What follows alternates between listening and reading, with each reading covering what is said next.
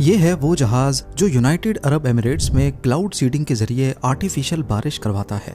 इसका registration number N6151A है और ये अमेरिका की प्राइवेट कंपनी का जहाज है। फ्लाइट डाटा रिकॉर्ड में देखने पर मुझे मालूम पड़ा कि इसी रजिस्ट्रेशन नंबर का जहाज दुबई में फ्लड से सिर्फ एक दिन पहले 15 अप्रैल 2024 शाम को 4 बजे अबू धाबी में ज़ायद इंटरनेशनल एयरपोर्ट से टेक ऑफ हुआ। सैटेलाइट व्यू के रिकॉर्ड्स में देखने पर मालूम पड़ा कि ठीक इसी दिन और इसी वक्त यूनाइटेड अरब एमिरेट्स के ऊपर काफ़ी सारे बादल थे जिनको बरसाना शायद इसी जहाज़ की जिम्मेदारी थी। टेक ऑफ के बाद ये जहाज़ कहाँ गया और इसने क्या कुछ किया, इसके बारे में वीडियो में आगे चल के बात करते हैं। ज़ेम टीवी के वीडियोज़ में एक बार फिर से खुशामदीद।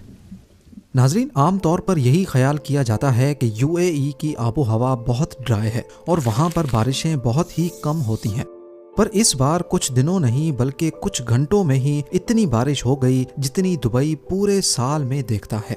दुबई के शानदार एडमिनिस्ट्रेशन सिस्टम की वजह से इसको मिनी यूरोप भी कहा जाता है, लेकिन इस बार मिनी यूरोप में लाखों गाड़ियां, घर, शॉप्स और ऑफिसेज पानी में डूब गए और अगले 5 दिनों तक पानी को निकालना दुबई गवर्नमेंट का सर दर्द बना रहा। क्या ये दुबई में क्लाउड सीडिंग का नतीजा था या फिर इनका सीवरेज सिस्टम फेल हो गया, और अगर हाँ तो कैसे? 14 अप्रैल 2024 को गल्फ ऑफ ओमान से बारिशों का एक सिलसिला तेज तूफान के साथ ओमान में दाखिल होता है और मूसलाधार बारिश सबसे पहले ओमान को हिट करती है। सड़कों पर पानी जमा हो जाता है और 20 लोगों का जानी नुकसान होता है। देखते ही देखते ये सिलसिला 16 अप्रैल तक यूएई में दाखिल हो जाता है। शुरुआत में इसको एक नॉर्मल बारिश ही समझा गया जो कि 20 mm तक थी, लेकिन देखते ही देखते बारिश बढ़ती गई और सिर्फ चंद घंटों में ये 20 mm से 142 mm यानी करीब 5.5 इंच तक पहुंच जाती है। दुबई की बिजी रोड्स पर कई फुट गहरा पानी खड़ा हो जाने की वजह से यहाँ ट्रैफिक का निज़ाम धर्म भरम हो जाता है। लोग अपने घरों में कैद हो जाते हैं, जबकि कुछ एरियाज में तो घरों के अंदर भी कमर जितना पानी जमा होने की इंफॉर्मेशन मिली है। बहुत सी वीडियोस में देखा जा सकता है कि लोगों के घरों में कीमती सामान पानी की वजह से तबाह हो गया है। तमाम शॉप्स बंद होने की वजह से लोगों के पास खाने पीने की अशिया भी खत्म हो जाती हैं और लोग भूख की वजह से बेहाल हो जाते हैं, लेकिन बारिश रुकने का नाम ही नहीं लेती। यहाँ तक कि दुबई इंटरनेशनल एयरपोर्ट, जहाँ नॉर्मली दिन में हज़ारों फ्लाइट्स लैंड होती हैं, रनवे पर घुटनों जितना पानी खड़े होने के बायस फ्लाइट रडार पे ये एयरपोर्ट कुछ ऐसा मंजर पेश करने लगा। जो जहाज़ एयरपोर्ट पर थे वो वहीं खड़े के खड़े रह गए, जबकि आने वाली तमाम फ्लाइट्स को डाइवर्ट किया जाने लगा।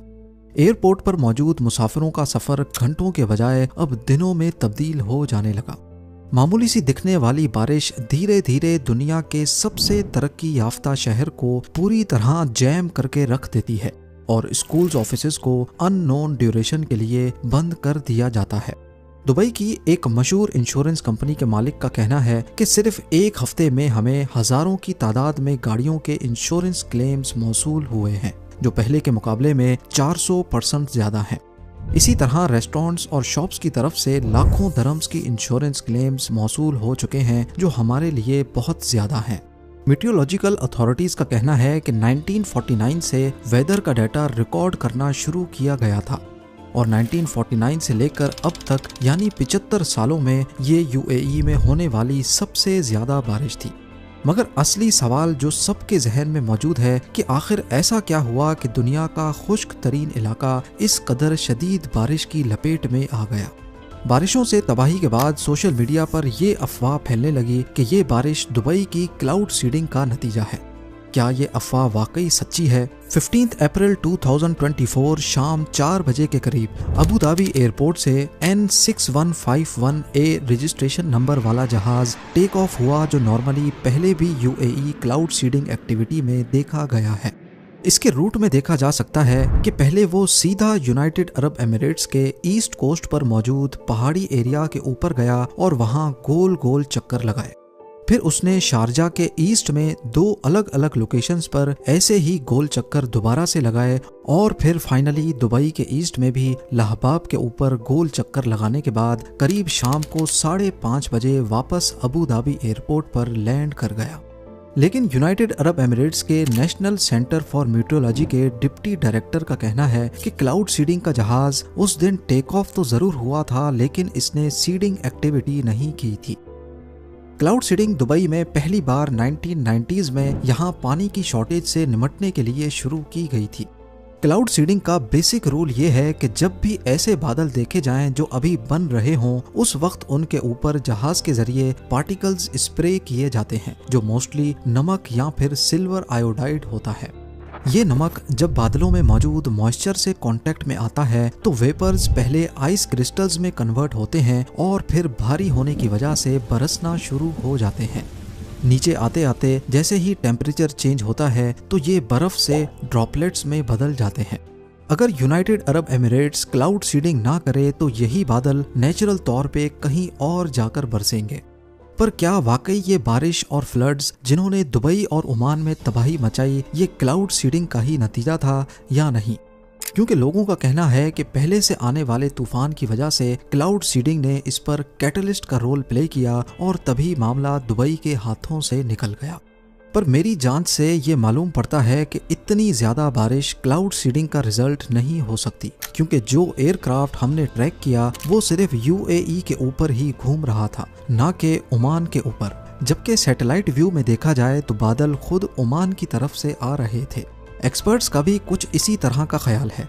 वेदर एक्सपर्ट्स का कहना है कि क्लाउड सीडिंग से बारिश जरूर होती है, लेकिन इस कदर ज्यादा बारिश नहीं कि सैलाब की सूरत पैदा हो जाए।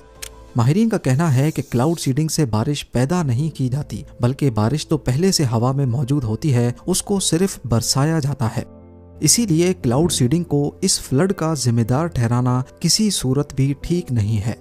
इंपीरियल कॉलेज ऑफ लंदन की एक मशहूर क्लाइमेट एक्सपर्ट फ्रीडरिक ऑटो का कहना है कि ये बारिशें इंसानी क्लाइमेट चेंज का नतीजा है, यानी हमारी गलतियों की वजह से जो दुनिया भर का मौसम तब्दील हो रहा है, जिसमें हमारे एग्रीकल्चर प्रोसेस, इंडस्ट्रियल प्रोसेस और जंगलात का खात्मा शामिल है।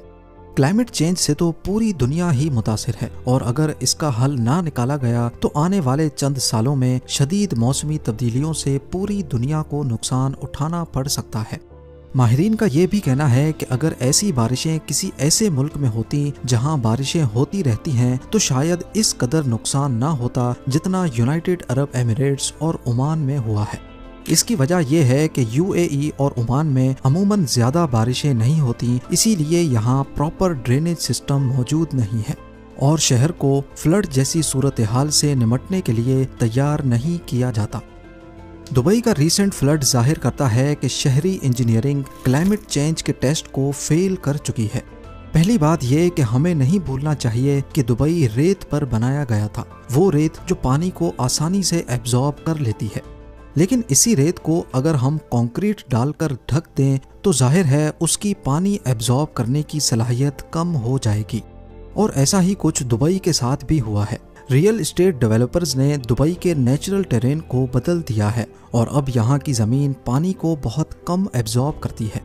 यही वजह है कि हर कुछ सालों के बाद यहाँ के सीवरेज सिस्टम को बढ़ाना पड़ता है। दूसरा मसला ये भी है कि दुबई की पॉपुलेशन दिन ब दिन बढ़ती जा रही है और पॉपुलेशन के साथ वेस्ट भी बढ़ता जा रहा है। दुबई की सड़कों पर हमें कचरा नजर नहीं आता, लेकिन इस कचरे को कहीं ना कहीं तो जाना है। दुबई का सीवरेज सिस्टम इतना बड़ा नहीं है कि 142 mm की बारिश का पानी अचानक से निकाल सके, लिहाजा जब पानी खड़ा होना शुरू हुआ तो उसने कचरे को भी अपने साथ बहाकर पहले से छोटे सीवरेज सिस्टम को आसानी से ब्लॉक कर दिया और मसला बद से बदतर हो गया। आमतौर पर जब ऐसी सूरत हाल पैदा होती है तो उस वक्त ब्लॉक्ड सीवरेज लाइन को आइडेंटिफाई करना बहुत मुश्किल काम होता है। ऐसा सिर्फ दुबई में ही नहीं बल्कि दुनिया की दूसरी डेवलप्ड सिटीज में भी देखा गया है। पिछली बारिशों में न्यूयॉर्क सिटी का भी कुछ ऐसा ही हाल था। स्कूल्स, रोड्स और घरों में पानी खड़ा हो गया। सीवरेज लाइंस जो ऑलरेडी पानी में मिट्टी की वजह से आधी आधी चोक थीं, जब अचानक उसमें ज्यादा पानी आया तो वो बर्दाश्त नहीं कर पाई। ये बात सुनने में थोड़ी अजीब लगती है, लेकिन दुबई में अभी तक भी काफी एरियाज को सीवरेज कनेक्शन नहीं दिए गए। यहाँ तक के दुनिया के सबसे ऊंचे स्काई स्क्रैपर बुर्ज खलीफा को भी नहीं। बुर्ज खलीफा का सारा वेस्ट एक सेप्टिक टैंक में जमा होता है और उसको डेली बेसिस पे डंपर्स की मदद से खाली किया जाता है। खुशकिस्मती से 16 अप्रैल की बारिश में दुबई के पास रिसोर्सेज और टेक्नोलॉजी के साथ साथ बेहतर मैनेजमेंट मौजूद थी, इसीलिए जल्द अज जल्द टैंकर्स और मशीनरी की मदद से ज्यादातर लोकेशंस पर से पानी निकाल लिया गया और सिस्टम को बहाल कर दिया गया। लेकिन ये आखिरी बारिश नहीं थी। ऐसी बारिशें फिर से हो सकती हैं क्योंकि क्लाइमेट चेंज का खतरा हर वक्त सर पे मंडला रहा है। इसीलिए दुबई के रूलर शेख मोहम्मद बिन राशिद अल मखदूम ने दुबई में एडिशनल सीवरेज लाइंस के लिए 80 अरब धर्म की मंजूरी दे दी है। यानी ये इतनी ही रकम है जिसमें 15 बुर्ज खलीफा दोबारा से बनाए जा सकते हैं। उम्मीद है ज़ेम टीवी की ये वीडियो भी आप लोग भरपूर लाइक और शेयर करेंगे।